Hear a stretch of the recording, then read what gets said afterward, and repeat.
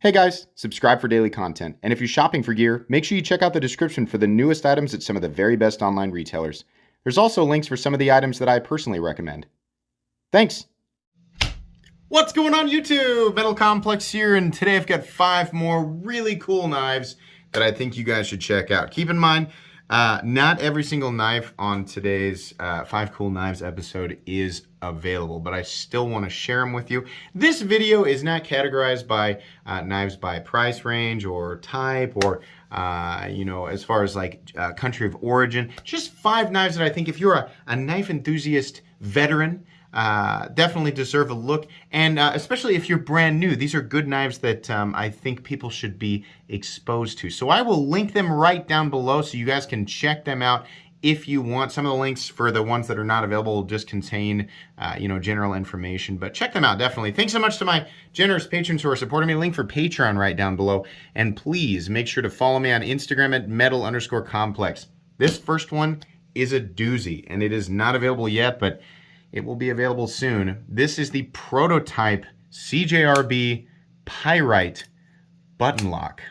Wow. So this is G10, and then we've got skeletonized steel liners, and we have powder formed AR RPM 9 steel.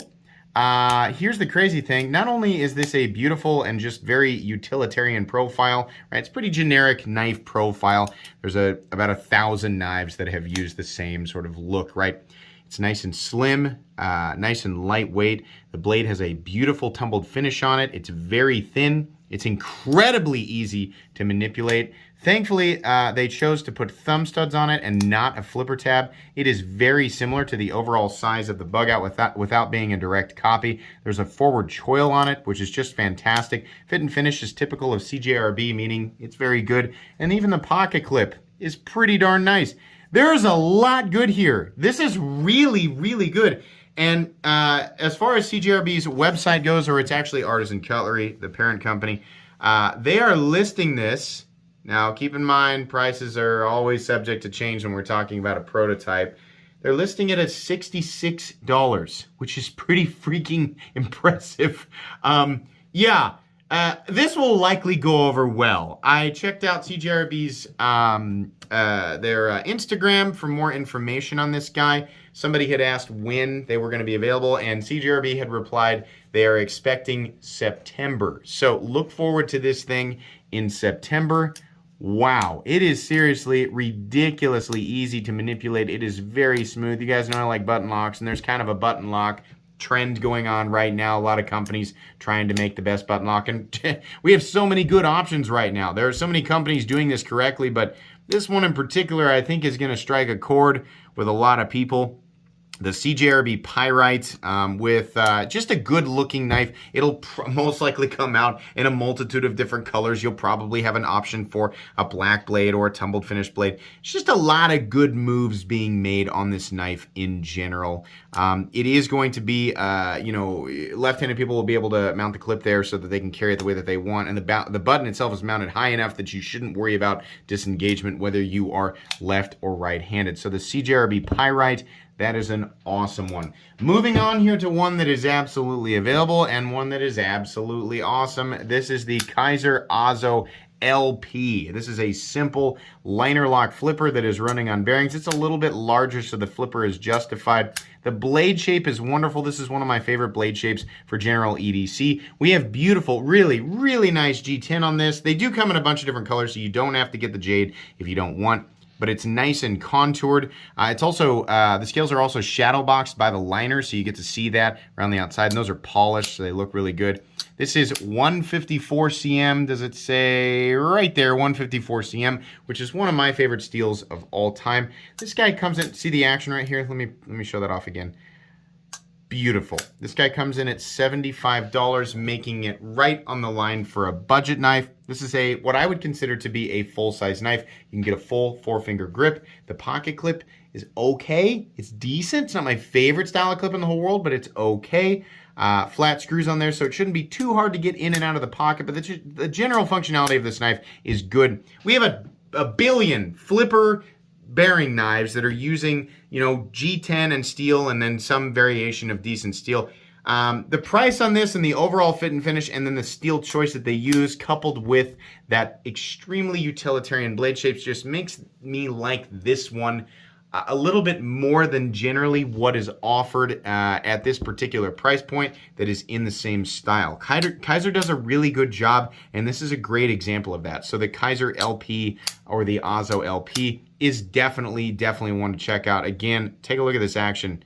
Really nice. And they decided to extend the jimping out to a nice, you know, instead of just like ending it right here, they put it way out here. So if you need to do that, if you need to brace down with your thumb, you can do that. Really cool.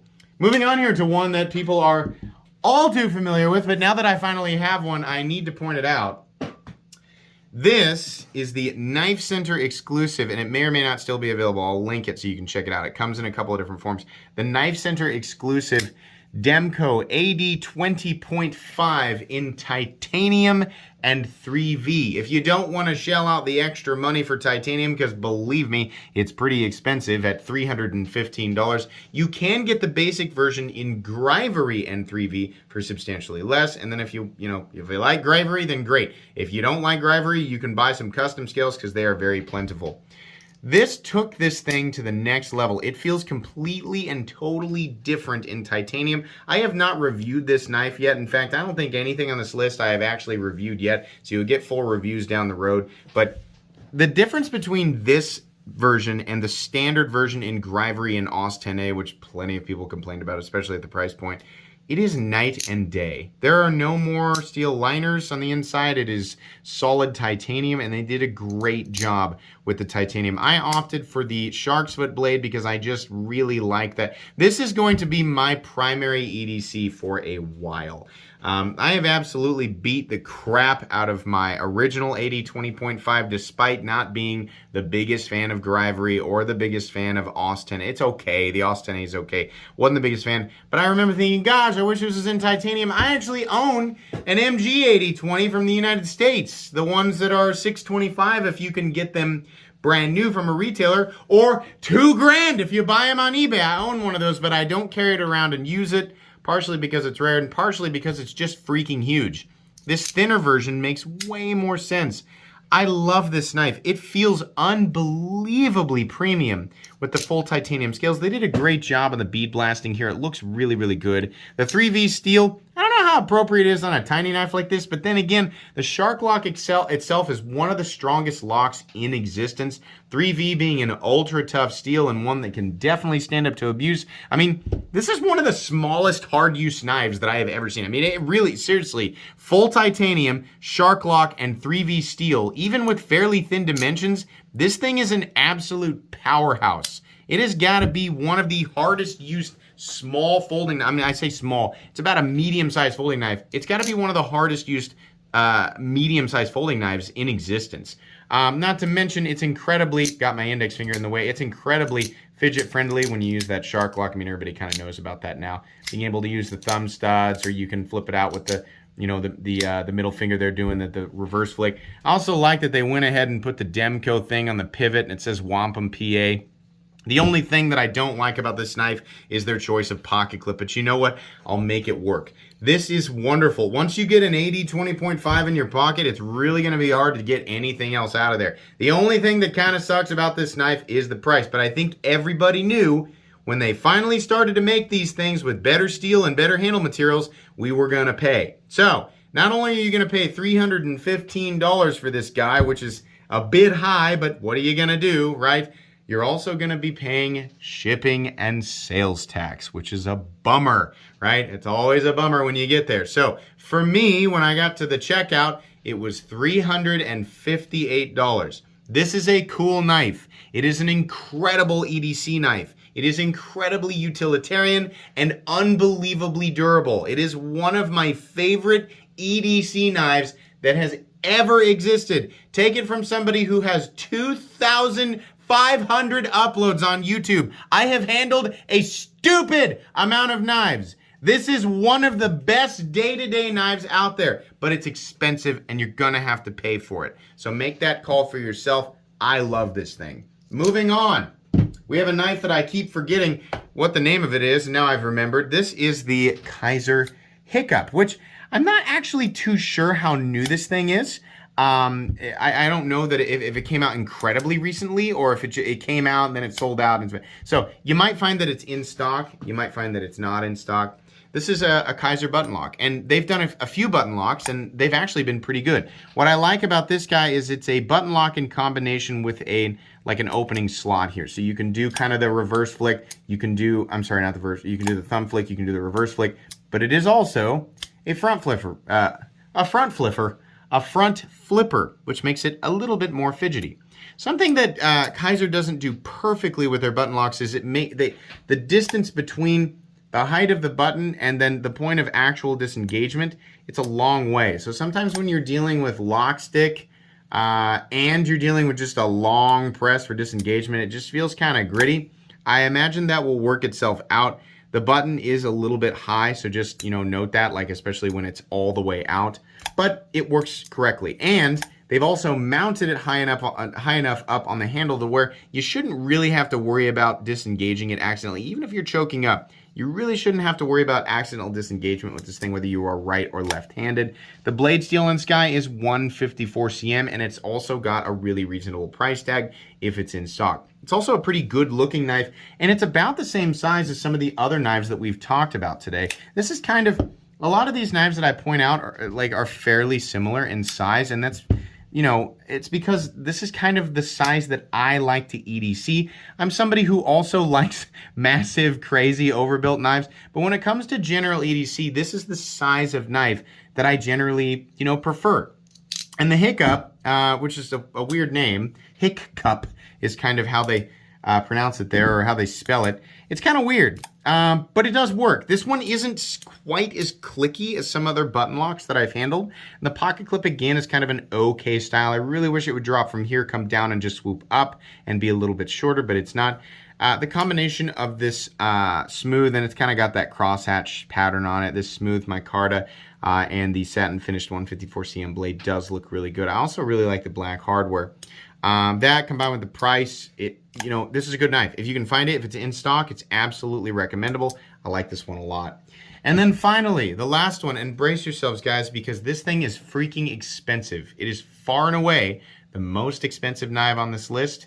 It's the most expensive knife on this list. But I like to try to cater to everybody, folks who, like to buy knives that are inexpensive or really expensive.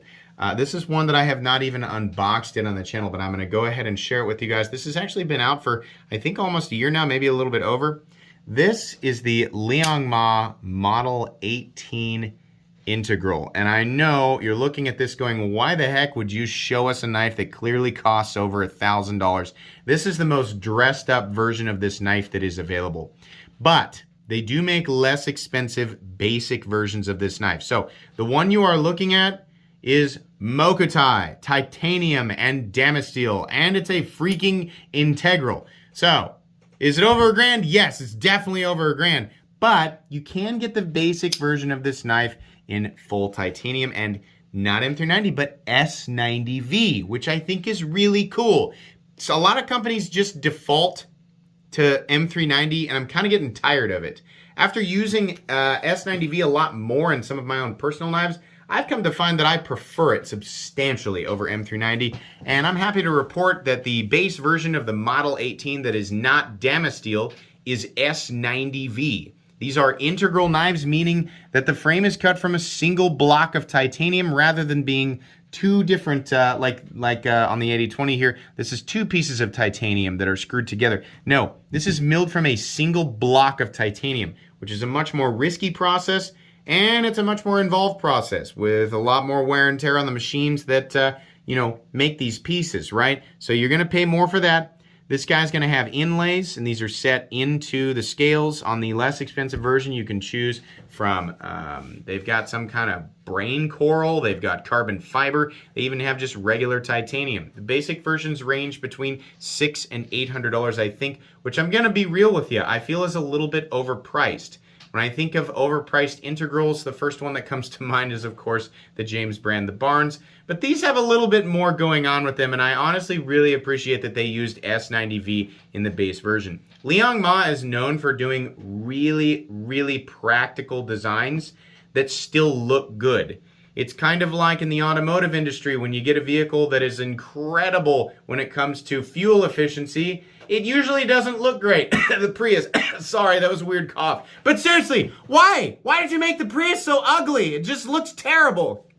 People who own the Prius are probably mad at me right now. But it's like when you combine, I want to do the utilitarian, designs and the efficient designs mixed with things that look good. When you can get all of those things together, which, admittedly can be kind of tricky, it really, really works. And this Liang Model 18, which are made by Riot, by the way, it just hits almost every nail on the head. Beautiful, beautiful ergonomics. These are contoured. The titanium, by the way, is very lightly sort of lemon peel textured, which is really nice. I love the pivot on it. The inlay work is just absolutely perfect. I love the transition from the handle scales to the blade, which is a drop point blade that's got a nice big swedge in it. It's very thin behind the edge, not super thick on the spine. The disengagement and the action itself is just wonderful. Flipper tab is very low profile. It really doesn't take much to flip it out. Everything is so perfect with this thing. The only thing that I don't like is that we're using a ceramic ball on the pocket clip, which is not my favorite thing in the whole world, but you know what? I'll choke it down. There's even a place for lanyard folks to put their lanyards. If you're going to go after this thing, definitely the most reasonably priced versions are the versions that are not Mokotai and Damasteel, which you are basically purchasing for decorative reasons. But I'm gonna be real with you guys. I bought one of these. The moment that I unboxed this thing on camera, I turned around and I think I had purchased mine within 4 hours of that unboxing. It's really, really great, and I think this knife flew under the radar for a lot of people. So let me be clear. I think the price is high, even on the base versions. I don't think it's as high as some of the more offensive knives in the same territory. And there's a lot of things about this design and the choice of materials and the choice of finishes that really make me feel a lot better about that price that's a little bit high. It's worth checking out. Once again, this is the Liang Model 18, which I think you can only get off of his website. I'll link it right down below. But really, really cool. Let's set everything back out here again so we can go over them. Again, once again, we have the Liang Model 18 Integral. We have the Kaiser Hiccup, which just feels weird to say every single time. We have the Knife Center exclusive Demco AD 20.5, this particular version sporting titanium scales. Remember, you can get it for less money in Grivery in combination with 3V. We have the Kizerozzo LP, wonderful. And then we have the prototype CGRB Pyrite, which will undoubtedly go over very well with the community. So I really hope that CGRB is planning on making a crap load of them. Anyways, this was a longer version of my 5 cool knives. I hope you guys enjoyed. These were some of my favorites from the last week or so. Like I said, links down below for the ones that you can actually get right now. They may come in and out of stock, so it depends on when you're watching this video. Please make sure to follow me on Instagram at metal_complex if you enjoyed this video. Leave a like. If you'd like to check out my other content, I do, of course, have lots of videos of knives that are either expensive or inexpensive that I do or don't like, so check those out. And if you enjoy all my content, go ahead and click on that Metal Complex logo right there and subscribe because there's definitely more coming. Thanks again for watching, everybody, and have a great day.